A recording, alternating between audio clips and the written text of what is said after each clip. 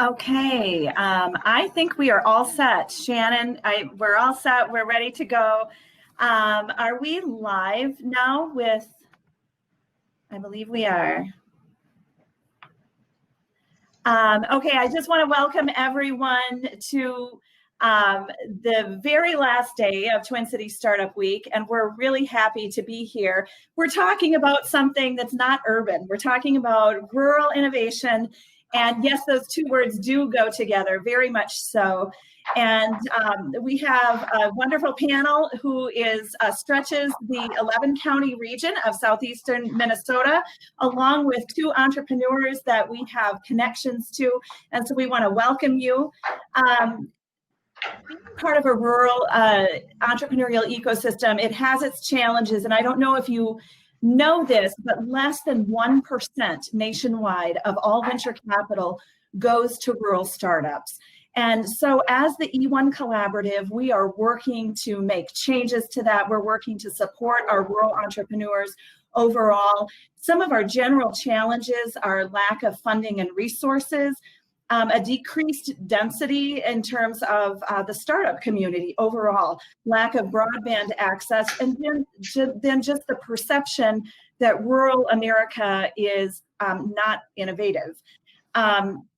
In light of COVID-19, there are a number of silver linings though, because people now can work from anywhere. There are urbanites that are working remotely, and we're starting to see the emergence of entrepreneurial ecosystems and ecosystem builders in rural areas. Also, through all of this and all of the turmoil that we're going through, agriculture always does stand the test of time, with more innovation to not allow COVID to hold it back. So nobody knows this better than our partners in southeastern Minnesota. And I would like to give a moment to introduce each of them to you, and they're going to tell you a bit about what it is they do and their role in the E1, the Entrepreneurs First Collaborative that we are all part of. And we'll hand it over to Shannan. Oh, my name, by the way, is Stacy Nimmo. I'm the Executive Director at Red Wing Ignite. And Shannan also joins us from Red Wing Ignite, and she is going to share a bit about what it is that we do. Good morning, everyone, and welcome. It's great to have you with us today. I've been part of the Red Wing Ignite team for about 5.5 years now. Our organization was founded in 2013. We work with students, we work with local businesses, startups, and supporting our community in a variety of different ways. We've hosted and sponsored a number of events. We are doing a lot of work with the workforce pipeline, the workforce of tomorrow, and elevating those that show up at our doorstep, in our building, through our email connections, and helping them advance their ideas from whatever stage they're currently at to the next stage and beyond, using the partnership that you'll hear about today.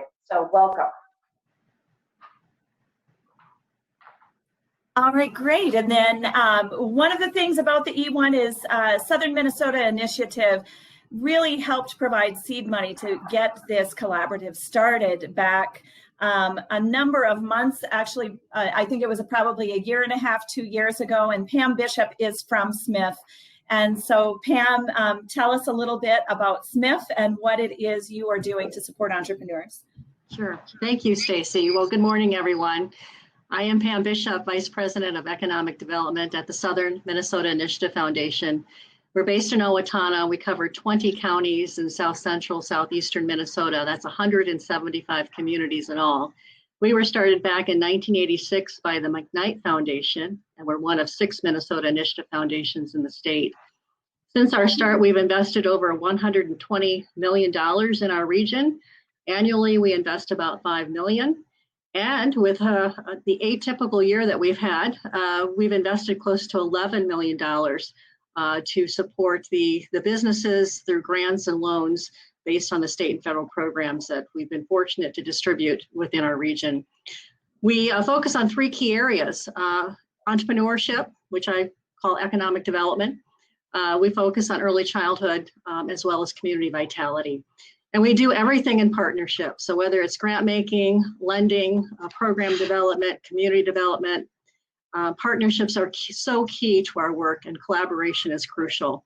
And that's why the E1 Collaborative is top of mind when we continue to work to support some of the companies that you'll get to hear more about this morning. So thank you so much, Stacy. And Jamie joining us from Rochester. Hey everyone, I'm Jamie Sunsbach. I'm the Interim Executive Director of Collider. Collider is based in Rochester, and really what we believe is that supporting Rochester, Minnesota's entrepreneurs is the key to creating a stronger community and a better world. We do this by putting our entrepreneurs first in everything we do in order to create a robust, inclusive, and healthy entrepreneurial ecosystem. One of our key programs that was funded by the Ewing Marion Kauffman Foundation last year is our Ecosystem Navigator program. This is a program that places basically guides or ecosystem navigators in 3 underrepresented communities in the Rochester area to listen, first of all, to all of our entrepreneurs, to inspire new entrepreneurs, and to connect them to resources at the right time, and then co-create solutions to gaps that exist in our community. So we're really excited about that. Actually, we just kicked that off last week. And so it's going to be a really cool thing here in the next few months. So stay tuned on that. We are a 501c3 that serves and celebrates Rochester, Minnesota's entrepreneurs. And we're very, very proud to be an E1 partner and really take our experience here in Rochester and be able to connect not only to just resources in Rochester, but great people and resources across Southeast Minnesota. So if you have any more questions, just check us out at collider.mn.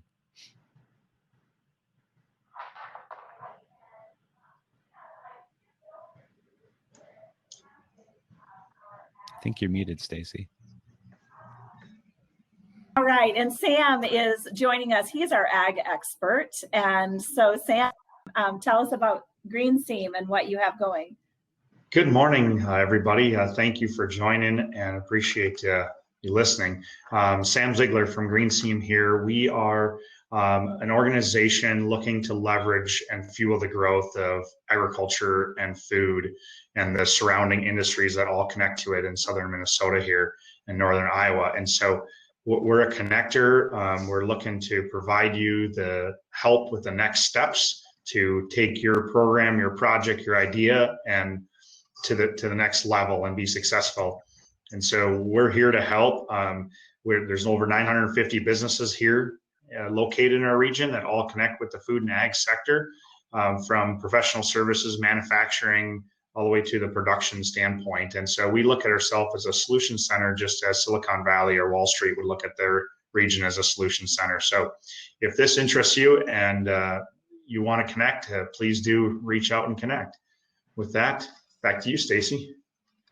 Awesome, Sam, thanks. And we have one of our ag entrepreneurs here on the phone with us on the video call. And if any of you follow the New York Times and some of the innovation articles, you will have seen Jack Kilian featured along with Poultry Patrol back last year.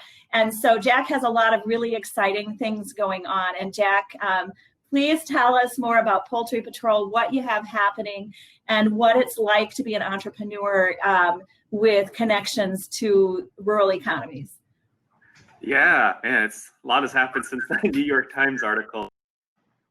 So Poultry Patrol is a small autonomous robot that helps around turkey barns and poultry barns.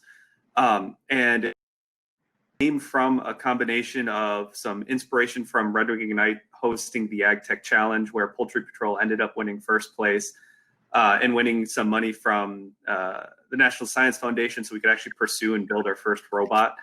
And then actually testing in the barns. We didn't come from a turkey background. We got in contact with Sam Ziegler and Green Seam, and we're able to find our industry all-star at a local turkey barn who he just was like, yes, I want this. I want one of these robots in my barns. What can I do to help? And just has basically offered us all the testing we could need and advice, assistance. And through these, the development of poultry, and talking with other people in the industry, ag really does recognize the important and tech's role in the whole system, and is really quite welcoming to new approaches. Really, it comes down to, does it work? That's what everyone wants to know is, does it actually work? And if it works and you can show it to people there, they get very excited. And so, yeah, the biggest help has just been talking with people and being very open about what we're trying to do, what we think we want, how we want to continue, and listening to what other people's advice is. So, yeah, thanks. Thanks, Jack. And then the last panelist that we'd like to introduce is Chris Lukenbill from Sherpa. And Chris, congratulations on the award at the Min Cup yesterday. We were cheering, was it yesterday? The week has all blended together 2 days ago.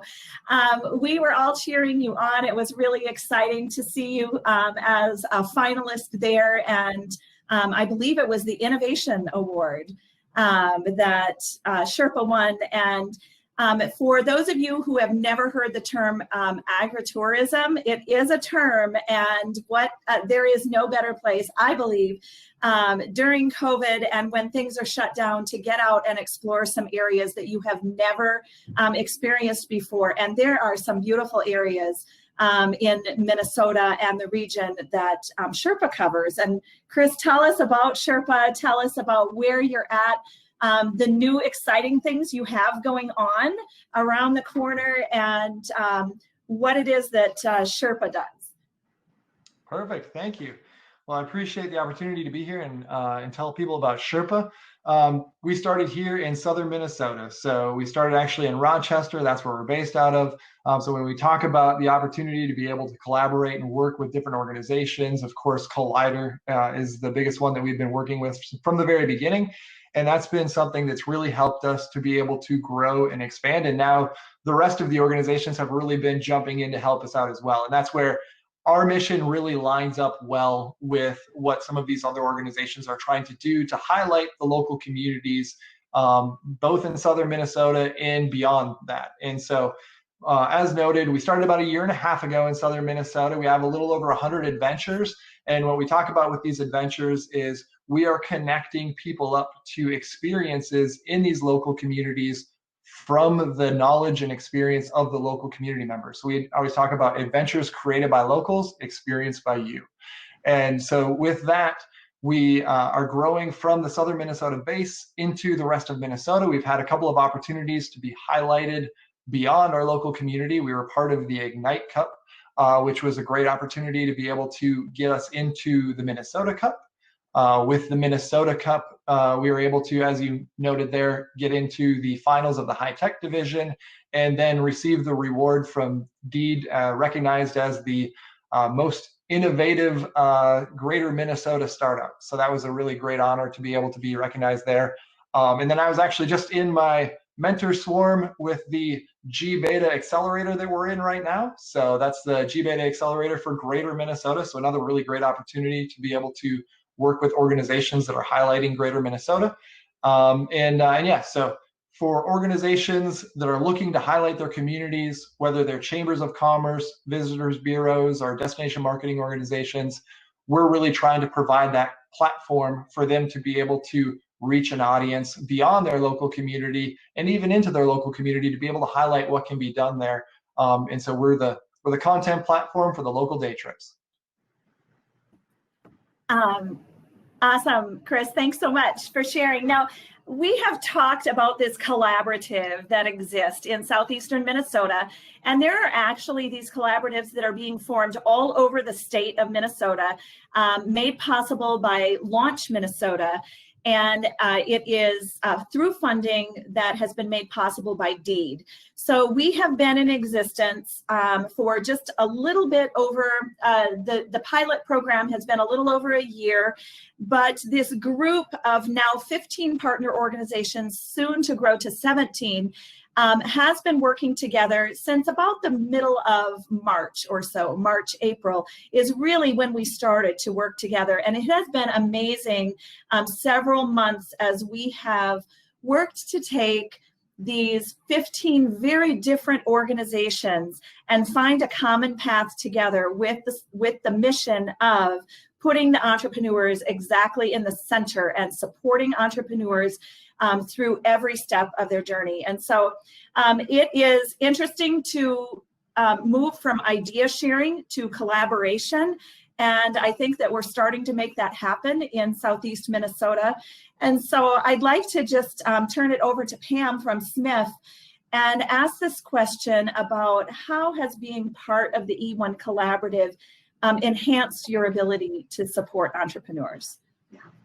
Thank you, Stacy. Well, you nailed it. We love to seed and grow new ideas through the E1 Collaborative. And I think there's nothing more rewarding than seeing a company grow and thrive because of the resources, the partnerships, and I would say the intentional coordinated support that we're able to give entrepreneurs in Southern Minnesota through the E1 Collaborative. The E1 Collaborative has allowed us to exchange ideas, to get familiar with who we are as partners in the region, and really align, link, and leverage our resources so that more entrepreneurs can find the resources needed and work with those entrepreneurs where they're at in their process for growth. And one of the most recent successes beyond what we're seeing today through Chris and Jack is another company called Busy Baby. Beth Feinbow in Orinoco also was part of MinCup this past week. She's been part of MinCup for 3 years now. And she did win in the general division as a finalist and was there this past week. And she's doing remarkable work in our region. She, for those of you who don't know, developed a 100% food grade FDA approved and with IP silicone food mat with tethers. And so it's really a unique product that has set the course for her to have phenomenal growth. What's interesting too is that Beth is a vet. She was in the Army for quite some time. And when she came out of the Army, she was blessed to have a child at the age of 40, which she said changed her whole perspective in life, as you might imagine. But it was one day when she was having lunch with some friends that she noticed how often those one-year-olds tend to throw toys on the floor. And she said, I really do not want to have to deal with this with my son. And so she went out of the market to find something that would allow her to have a peaceful lunch with her son. There was nothing on the market. So that's when this idea popped in her head, is that she needs to do something to solve that problem. And she comes from an entrepreneurial family, so it's kind of in her blood to do this. And I would say she shares with us that the real opportunity started when she sat down with Mark Thine with the Small Business Development Center, a key partner in our E1 Collaborative. And the SBDC does remarkable work in helping entrepreneurs sit down and fully think about their idea and get it fleshed out so that there is some sort of plan in place to move forward with. The other great opportunity that was connecting that helped Beth achieve some success was through Bunker Labs. And while they're not officially an E1 collaborative partner, they're a partner within the state. And I think that's an important thing to note, that we work across all geographies. And as partners, we need to understand the resources available. And she attended a 12-week entrepreneurship course through Bunker Labs, which really helped her in her journey. She also received a $25,000 interest-free non-payment loan from the Southern Minnesota Initiative Foundation, which helped her develop the prototype and legal resources that she needed to get her product going. I think really, again, another key point in her journey was this 2019 pitch through the Red Wing Ignite Cup. She notes that as a significant pivot in her company, where she became an automatic semifinalist. And then again in 2020, this year, where she was able to present again. She also found a peer network through Smith, CEO Manufacturing Peer Network. She started with that group this past year, which has been a significant place for her to share her challenges, to get advice from other entrepreneurs. And she notes that as a really key point in the process of her growth. 1 million cups. Another resource in our region, in Mankato and Rochester, were also places that she received feedback and was able to really, organize her pitch in a way that she could continue talking with investors and other folks who are mentoring her along the way. DEED provided her also with a no interest, no payment loan for production costs and intellectual property. A banker in our region, Foresight Bank, gave her a line of credit to help fill her gaps when she needed additional inventory along the way. And she knows Collider. Jamie's team there has been great in providing resources, especially the entrepreneurial events that she's been able to attend. Now she's in the process of developing a management and advisory board to help her grow her company. I think what's significant in all of this is her sales. Sales are really telling, right? And as a result, her sales growth it's just jumping. In March, she had sales of $97,000. Year to date right now, $330,000. By year end, she expects $800,000. And in 2021, she's expecting $4 million in sales. She attributes this to the pivoting that COVID in some ways has forced many companies to consider. That's online marketing and sales. That's really transformed how she's doing business.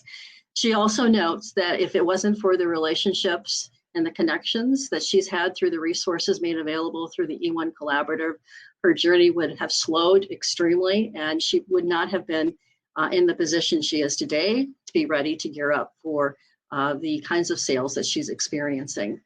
So all in all, the connections to entrepreneurs, the connections to resources, helping to ease the navigation process, and more as important is the communication among the partnerships who are serving the needs of entrepreneurs, understanding what's out there, and always aligning our resources, linking what we have, celebrating what we all do well individually, but working collectively has really been a game changer for entrepreneurs like that. And that common theme of just connecting in general is one that we're seeing, it pops up over and over again. I'm going to swing it right over to Jamie because that is one of the primary goals of the E1, and he's going to talk a bit more about that.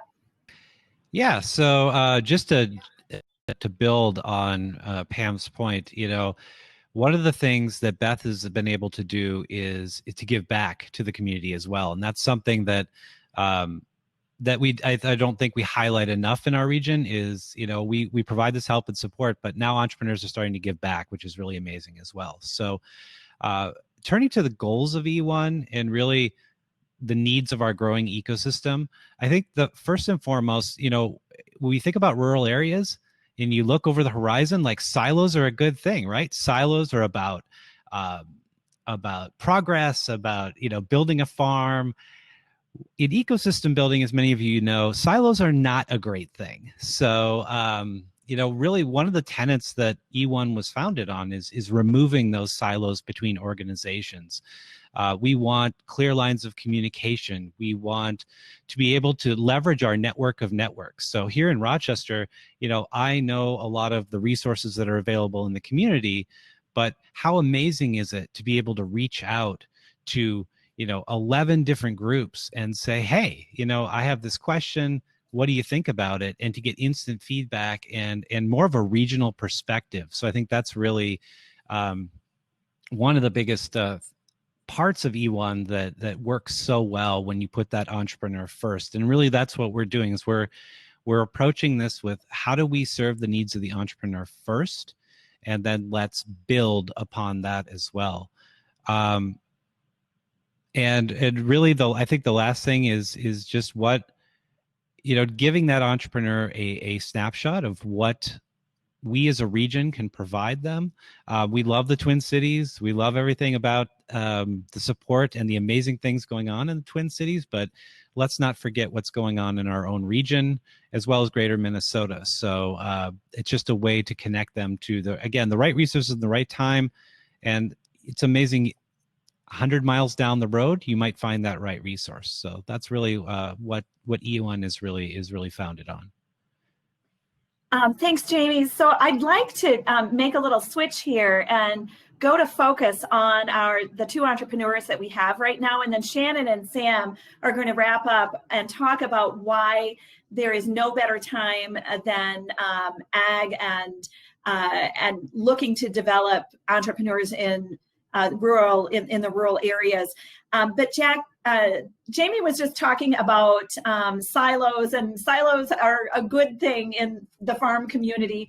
But in terms of entrepreneurial ecosystems, we are looking to remove all of those silos, as many as possible. And so would love to have you talk a little bit about how did you work to find regional partners in turkey barns, and just all of the different aspects that you have needed to seek out partners. Tell us a little bit about that story.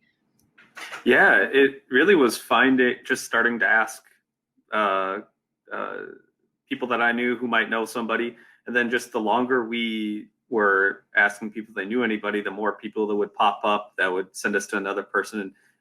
Sometimes, was one or two removed, but it was just surprising at how many people were ready to help. Like my an uncle on my wife's side knew a turkey farmer who he worked very closely with, and he was always looking. He started his own small company and was willing to be a test barn, and so it was really just asking around. Like I said, Red Wing got me in touch with Green Seam and Sam, who was able to point me in the direction of basically the guy of the turkey industry who tests all the new technology. And we found out he was less than an hour drive away. And so that was just, this is in our backyard. This is not, halfway across the state. And so it was just surprising at how many barns and just people were actually pretty close to, at that time we were in Wayzata. So it was just surprising how many people were within, 1 hour, 2 hour drive radius. It's a little hard because we're doing physical hardware. And so, robots break, they have to get fixed. So we have to go there to fix them. And so I would say if I had any advice and you're doing hardware, definitely try to get good at diagnosing issues remotely, because then you might be able to fix them remotely too. And don't stop talking with people. The more you talk to people, the more opportunities you'll find. Check respond to emails every day, and just keep asking questions. Jack, I do have a question for you, because there may be some here on the webinar that have no idea what Poultry Patrol is, and how do you combine innovation and turkeys together? So could you give us like a 30, 45-second overview of what it is you do? Yeah, so turkeys, like people, prefer to just sit in place all day. They'll eat, they'll drink, but then they'll just sit around all day unless something catches their attention. So there's some new veterinarian research studies that have come out that show just getting the birds up and moving can be really good for their health. So this poultry barn robot just basically drives around, and because it's something new and moving around, a little shiny, they'll get up to check it out or get out of its way because they're like, don't come so close to me. And just doing that can provide quite a lot of benefit, to their health. And that directly translate. This is one of the areas where the market incentive aligns with all the other incentives very well. Everyone's like, better health, better birds, healthier birds is better for the farmer, the grower, the processor. So it's just a really obvious choice to pursue. And on top of that, we think we can add a lot of more advanced AI features like telepresence veterinarian services, especially right now. The travel is fairly restrictive. You're not going to be flying anywhere unless you absolutely have to. So the robot provides just another avenue to have remote people, take a peek in the barn and just make sure everything is going nominally. And so we've talked with not only veterinarians about auditing turkeys and other poultry, but also animal welfare people, just to make sure that the farmers raising the birds to the standard of the animal welfare they're supposed to be. So there's a lot of different avenues that kind of filter in onto this space robot, and that's what we're exploring. Thanks, Jack. So, Chris, turning over to Sherpa, would love for you I know you're going to share a little bit about how this collaboration in southeastern Minnesota has helped you, but tell us a bit about tech and this the Sherpa app that you have and how it is helping, especially during this time of COVID, getting people out of their houses and experiencing some adventures in maybe some unlikely places. Yeah, definitely. So, we started this up a year and a half ago before all of this was a thing. And so there's definitely the value that we were finding at the time of just getting people out and exploring their own communities and exploring new communities. But now since COVID's hit, it's really accelerated the need for it, and the fact that now local travel is really the only game in town, right? So traveling long distance isn't really a thing for people, and people are still wanting to get out and explore, and local travel is the way that they can do it. And then also a part of that is when they travel, they want to feel safe. And a big part of feeling safe is knowing that you're informed and having the information to be able to get out there. And so that's what we're able to provide, is the information that allows somebody to know how to explore a new community that they haven't been to, removing some of that anxiety of going somewhere new and removing some of that friction of having to try and figure it out for yourself. So, that's what's worked out really well for us. And like you were saying, as far as the collaboration and being able to work with the community, throughout this entire process, it's been different things at different times, right? So it's just depending on where we're at in building the product and growing. And, at the beginning, it was just a matter of being able to find the right people to make the connections with. And I mean, Collider is a really good example of that, in the fact that my co-founder, I met him at Collider, right? So we were working together on different things. And we have connected over the months and the years that we were there working on different things, as I was wrapping up my previous company and he was working in a different one. And so that's, a great opportunity to be able to have that connection. And then since then, as we're starting to grow and expand, there's a lot more resources that we're able to look into now with the collaboration of, as we're trying to connect in with these communities, as we're starting to look into bring in some employees to be able to find some more financial assistance in all of this. That's where these partnerships and these collaborations with the other members of E1 is something that we're excited about being able to be able to bring in. Awesome. So Chris, you bring up a really interesting point about co-working spaces and how you met your co-founder at Collider. And Shannan is going to talk a little bit about co-working, and there's an interesting move that we are seeing just on a nationwide basis of people who are now able to work from anywhere, looking to maybe return to their roots or make some changes. And there is definitely a rise in the number of people that we're seeing just on a nationwide basis moving to co-working spaces. And so Shannan, would you talk a little bit about that and how in the rural areas of Minnesota we're just uniquely situated during this time of COVID too?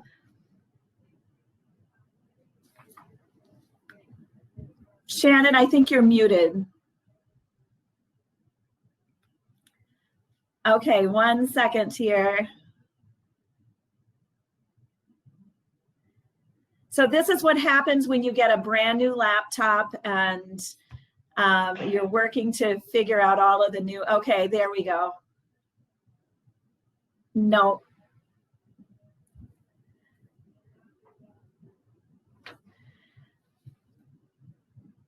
Okay, so Shannan, why don't you try once more? And if we don't get you on here, okay, so Jamie, would you like to talk a little bit about co-working spaces in general and what you're seeing some of the trends are and how people are able to work really from so many different places now? Yeah, well, Collider's always been a place where remote workers work across, we have people at Collider that work for Silicon Valley companies. We have people that work for companies out of Boston, Chicago. Many of them are drawn here because their spouse works for Mayo Clinic. So, it's been a great really, we've seen this trend for the last 4 years here in Rochester. It's really been a microcosm of, I think, what will be happening on a larger basis now. Yeah, so we're starting to see, interest in working from anywhere, and I think that's a huge boom for our greater Minnesota co-working spaces. We're still in early days on that, but I think it's really a trend that's going to continue for sure. There is a trend now towards rural living. There's some stats saying that housing listings are up 17% in early June of this year in the Twin Cities. I'm sorry, I was looking at the slide. I don't know what that means. So we're seeing a lot. I don't know if Stacy, you can elaborate on that, but I was just So Jamie, one of the things that report that came out, it was like the week after the Memorial Day, that whole week, that weekend, that housing sales in the Twin Cities listings increased it by 17%. In just a very short period of time, and the housing market is experiencing this boom right now. And living in a rural community, we're starting to see people moving back to their rural roots or looking to live in more rural environments. So, yeah, sorry about that, Jamie. No, that's fine.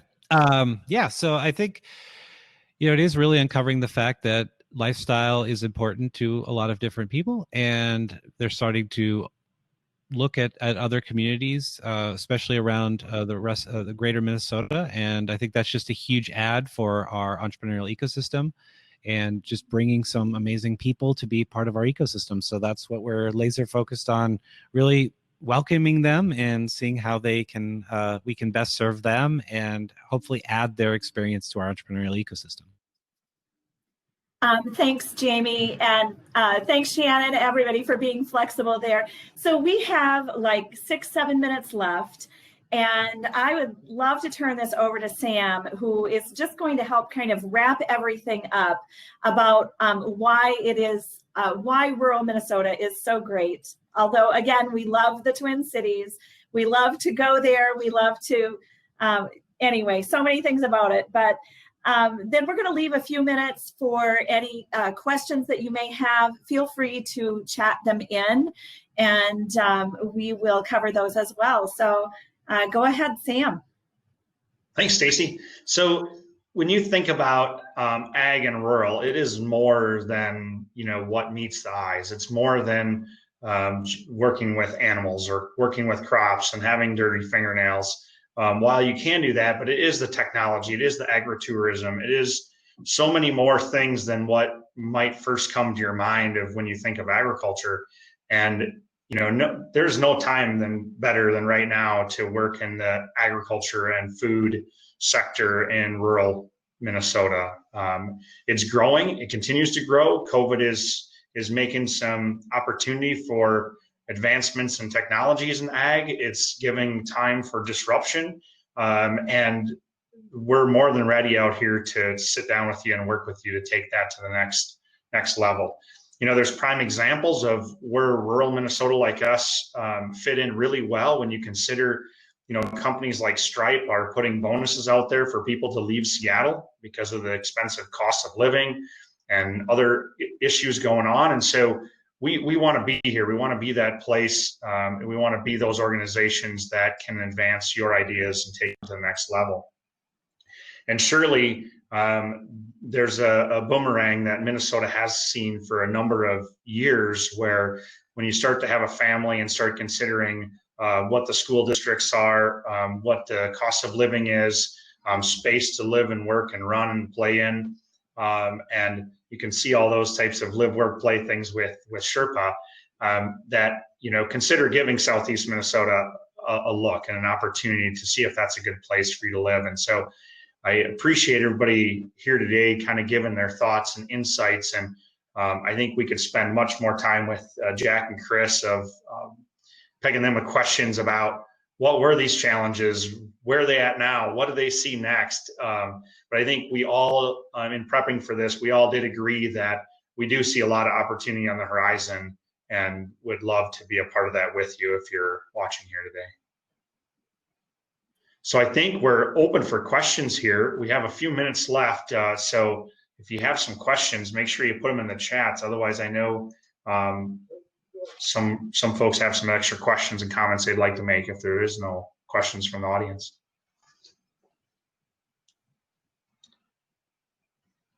We'll give just a minute for that. I wanted to say, though, if you can see the screen, a way to connect with us is on the Entrepreneurs First website. That's the E1 website, and it's www.entrepreneursfirst.org.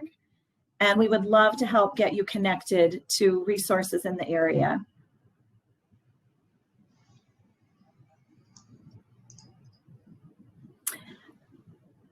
So one question is, how can we dispel myths about rural living? And what are some of the biggest barriers we're seeing right now for connection and collaboration? I'll take a shot at the rural living. I mean, I think one of the things is, people think rural is just cows, plows, and sows. But it is that, and it's more. And the investment in broadband that's happening in rural Minnesota is moving along quite nicely. So having access to high-speed connection is important. We know that. It's important for telehealth. It's important for the veterinarian side, as Jack talked about. It is important. So I think those things will help remove that. And there's a lot of cool things to see out in rural Minnesota. So I think the dispelling the myths is just encouraging people to just try it. Come on out and enjoy our communities and towns and see what you like about it, and look up with Sherpa, and they're going to help you connect with some of those things that you might not knew existed. So. Yeah, I would agree with Sam. Sherpa is a great way to get familiar with Greater Minnesota. And I think visiting is key to falling in love with our region. And so I know a lot of communities are tapping into the visitors as a way to recruit, because again, as Stacy alluded to, and Jamie, people can live and work anywhere now very effectively.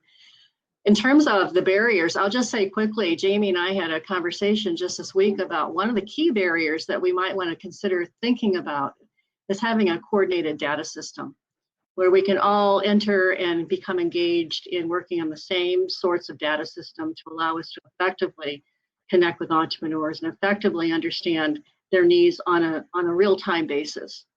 So I'll just stop there because I certainly want others to have a chance to speak. We have probably about 30 seconds left. So I just want to say thank you again to everybody who joined us. Thank you both, Chris and Jack. It was such an honor to have you come on. I wish that we would have had a couple of hours to be able to talk about your stories and how they have evolved, because they are incredible.